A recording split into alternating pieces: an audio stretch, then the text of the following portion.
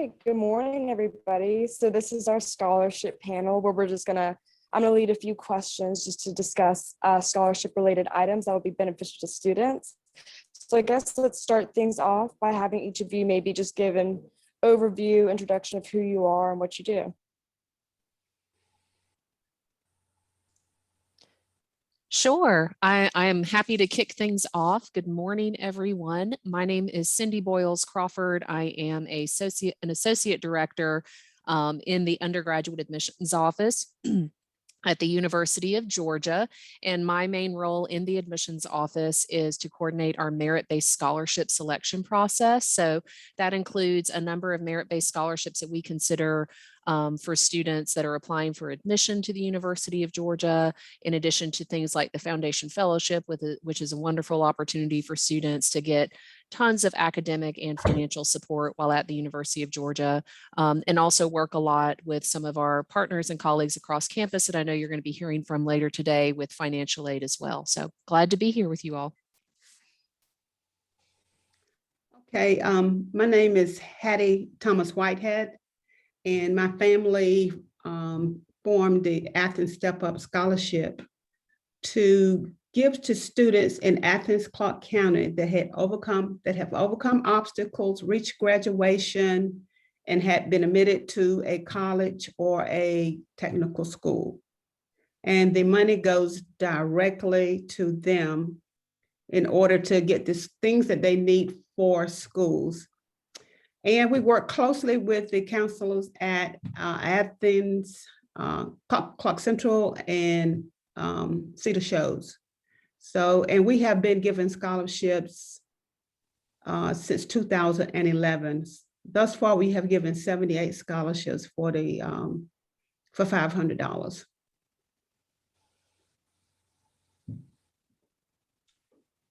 I'm Mike Kessler. I'm the president of the Scottish Rite Foundation of Georgia.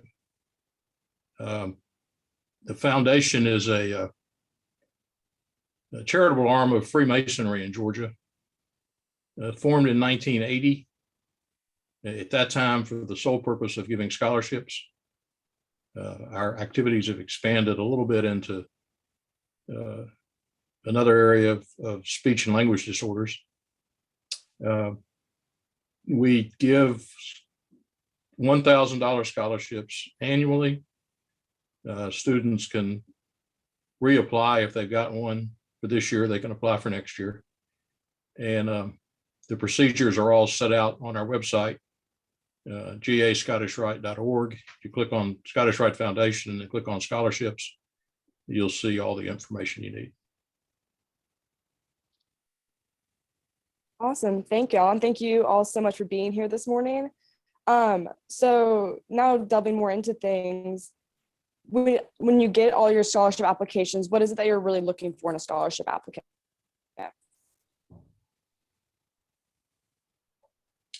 Well, our foundation's primary interest is that the student do the application. That's actually a requirement. They're all done online. There's a minimum requirement of a 3.0 grade point. And then I think most scholarship programs do this. They're looking for students who have a wide range of interest. Extracurricular activities are important. They need to show the initiative of actually doing the application. It's not a difficult process, but it is a little bit involved. And we receive the scholarship applications, which are then referred to a committee who does a blind review, deciding who gets scholarships.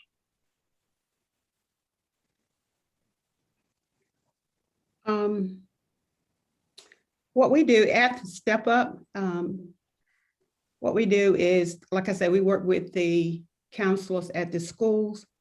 Last year, we did allow students to apply online, but this year we're going to make some adjustments to the process. They can, there's no minimum requirement as far as GPA. they have to write an essay, a 500-word essay. And in the essay, they have to talk about the obstacles that they have overcome to reach graduation.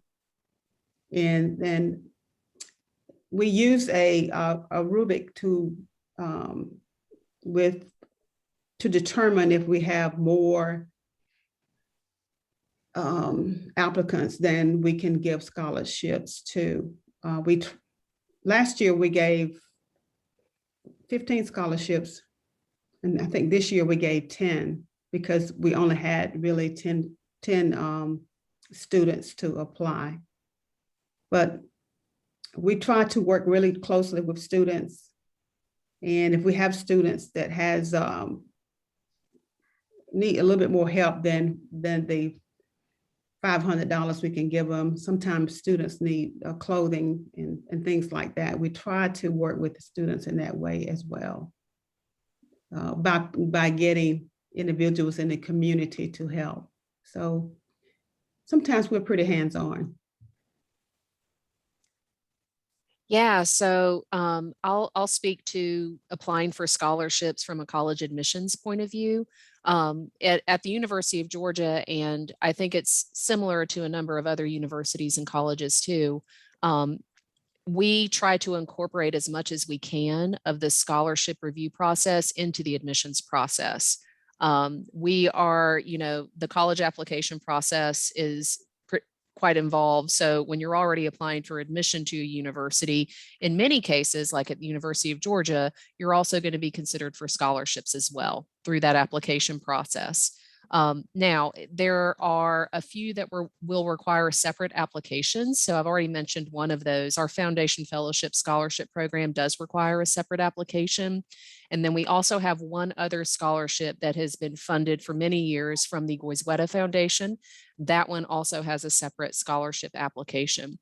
The other thing that I would really encourage all students to always do when they're applying for college is to get their free application for federal student aid in at UGA. And we do have some colleagues that are speaking, I think, later today in the schedule from financial aid.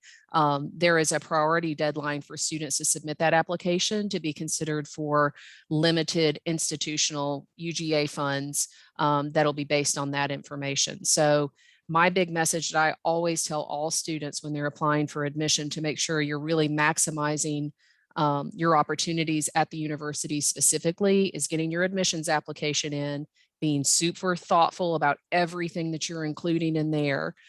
So your context around your academics, your involvement, your essay responses, because all of those things that you're putting that hard work into completing that admissions application is also being used for scholarship awards as well too.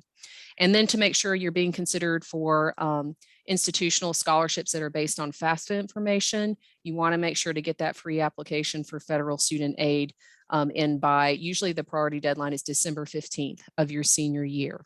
So by doing your admissions application, doing that FAFSA application, you're being considered for all the potential opportunities for the most part. And then if you want to research more about some of those other additional scholarship applications, all of that information is available on the admissions website, and you can find more details there and potentially reach out to me, and I'd be glad to answer those questions as well.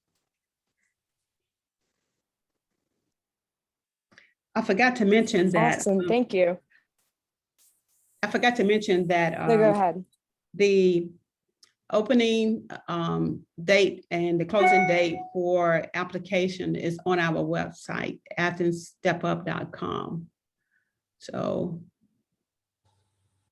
I just wanted to make sure everybody knew that. Yeah, no, thank you for mentioning that. That's definitely helpful for all the students to know. So kind of on the line of scholarship applications, still, obviously, I'm sure you get a lot of qualified applicants who meet those baseline qualifications that you're looking for. So is there anything in particular or any advice that you have for students for how they can kind of stand out of all the qualified people who are applying to these opportunities?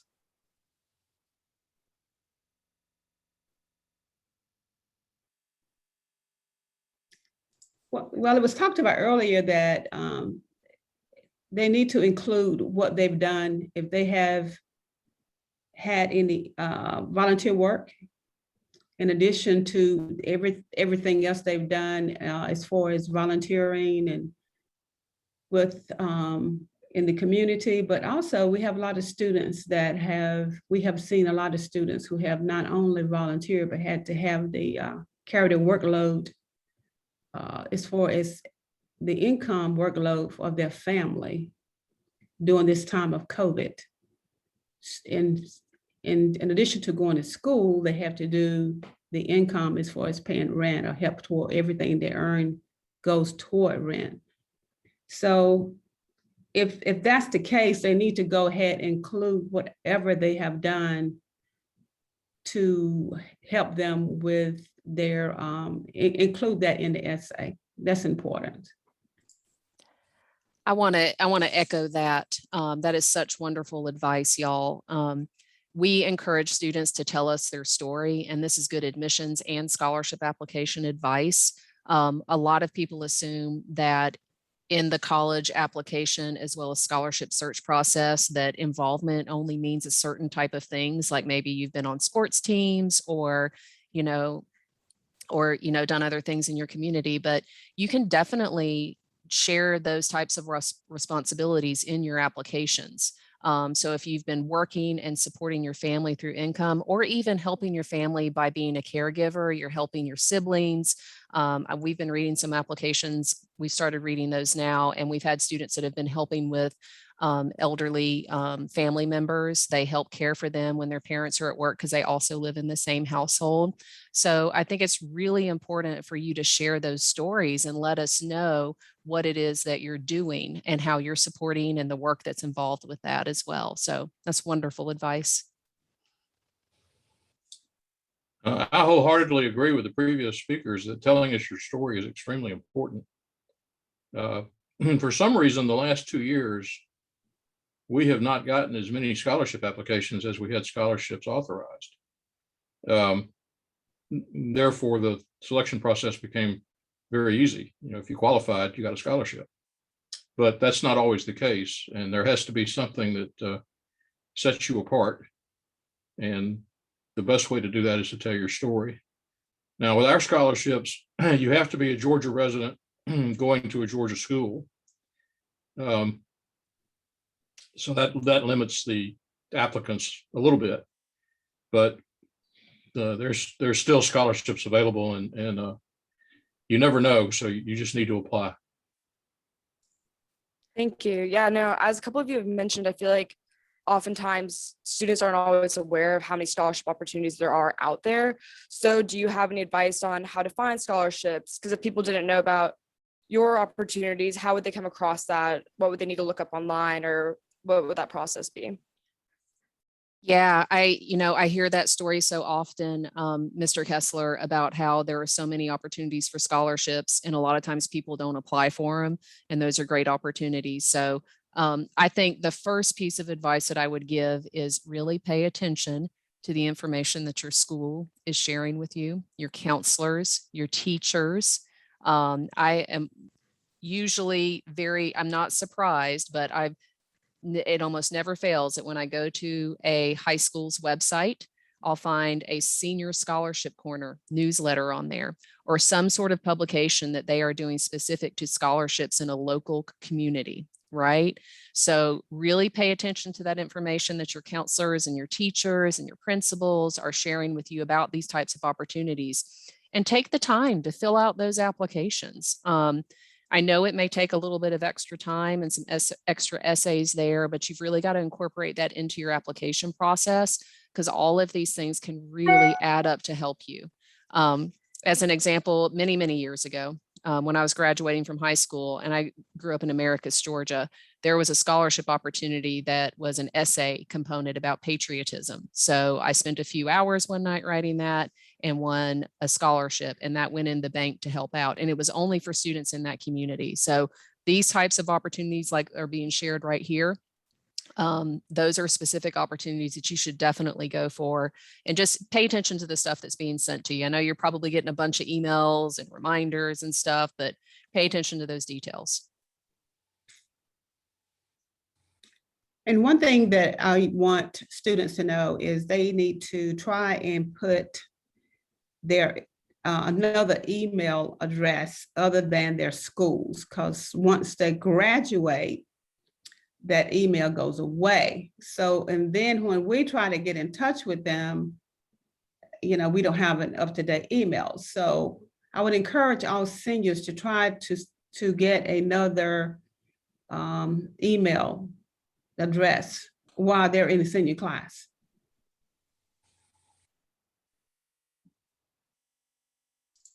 Yeah, that's a good piece of advice. We've seen some students that have created a free email account that is only for the college application process. So I don't know if that's something that's been talked about before, but that can be a great way to kind of manage all your college applications information as well as scholarship opportunities if you wanted to do that separately.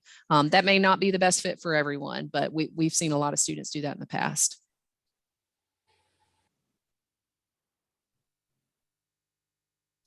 Great, thank you. Yeah, no, I feel like that, oh, sorry, I didn't have my microphone up, but thank you. Another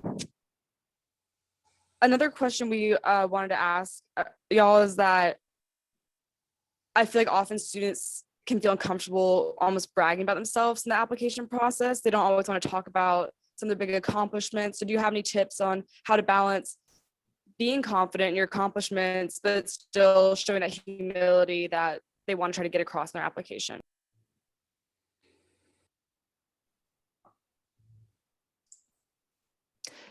I'll jump in on that. Now's not the time to be humble, y'all. Go ahead and tell us what you've done. You've done amazing things while you've been in high school and sometimes before. And so this is your opportunity to showcase that. So it kind of goes along with the tell us your story piece. We only have an opportunity to get to know you through this application. There will be some applications that may have an interview component.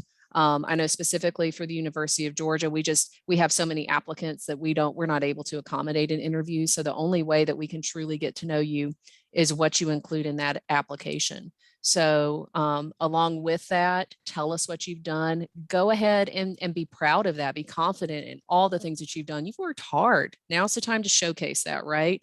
And be authentic too. So I think it's really important to not approach these applications like, what is it that they're wanting to know? What do they want to hear about me?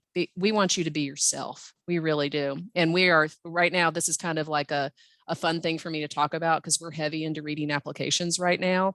And it's probably my favorite part of working in college admissions. I love reading these applications because y'all are amazing. And you write wonderful things and you're doing amazing things. So my advice is straightforward. Brag away. I agree with that. You got to remember this is a competition, and you know if you don't promote yourself, nobody else is going to do it. We've had years where we authorized 60 scholarships and had 120 applications, and there's got to be some way to sort that out. And if you don't tell your story, you're going to finish second, and you don't want to do that in a scholarship competition. I echo the same thing. Tell your story and it will come through what you have written. So you need to just tell your story, not within the 500, if you want to go over 500, but at least 500 words. You need to just tell your story. And we can read your story. And of those who will be looking through and reading the application, and they will score them. So just tell your story. And be authentic. It'll come through. Thank you. Oh, no, go ahead. I think it's also important to remember that when you're telling your story to be accurate. Don't put things in there that you just made up. The people who review these applications are pretty smart folks, and they can sift through what is real and what is just thrown in trying to get somebody's attention. Yeah, no, I think that's all really great and helpful advice for all the students. As we're kind of wrapping up, I guess just in general, does anybody have any general advice for high schoolers as they're doing their college application process, or anything else you want to leave with the students before we close out? One thing what we do is, I know we're small in number, but if we have a receptions to award the application, the scholarship, then students, you need to show up. You need to show up to the ceremony, which only takes a few minutes. So, and then we just, as part of the one thing that we do is we take a photo, but just be appreciative and show up to the ceremony to get when we award scholarships.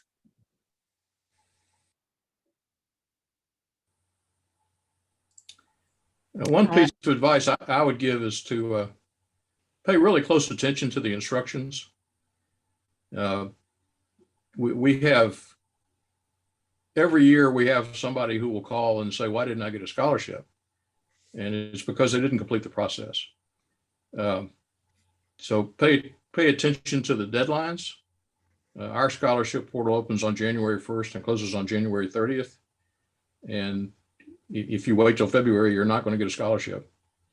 So it's just really important to read the rules and make sure you comply with them. All really excellent advice. The only thing that I would add, in addition to following up with deadlines and things like that, is just to really do your research and to ask questions. I'm getting emails right now, a bunch of them, about the Foundation Fellowship application and how that whole process works, and happy to answer those questions. And, I know it's the same for a lot of other colleges and scholarship programs as well. So get out there and do your research, ask questions. We're here to help. And also don't, really go out there and look for opportunities, right? So like we see that a lot of students are, to be candid, and I know we'll have someone else from the admissions office later today, that are intimidated by applying for admission to UGA. And so, and I think that can have a lot to do with scholarships too, and cost of attendance. And so when you're applying, and I think this is good advice for other institutions too, that may seem to be super competitive, or even potentially really costly, right? Like, you can still apply to these institutions, see what you're going to be offered from those institutions, apply for these other great scholarship opportunities. And so your assumptions about that school and about your admissions application and your scholarship applications could be challenged, and you don't want to miss those opportunities because you waited too late to figure that out, right? So don't, really go out there, do your research with those, take advantage of those opportunities, and remember that you can, you can apply to multiple colleges and institutions, and then everyone typically needs to make their decision of where they want to attend by May 1st. So the thing that we always tell folks when they're applying for admission and scholarships to UGA is that there is one way to make sure that you won't be considered or won't be able to attend UGA is if you don't apply, right? So take advantage of those opportunities, do your research, and people are going to give you a lot of advice, but make sure that you are also finding information and asking those questions as well. So yeah, glad to be here. Thanks for having me. Awesome. Thank you all so much. Thank you for being here this morning. Thank you for all the great advice and information. And if there's no other questions for anybody, I think we're done with the scholarship panel. Bye. Thank you very much. Thank y'all. Bye, y'all. Have a great day. Okay. Bye. Thank you, you too.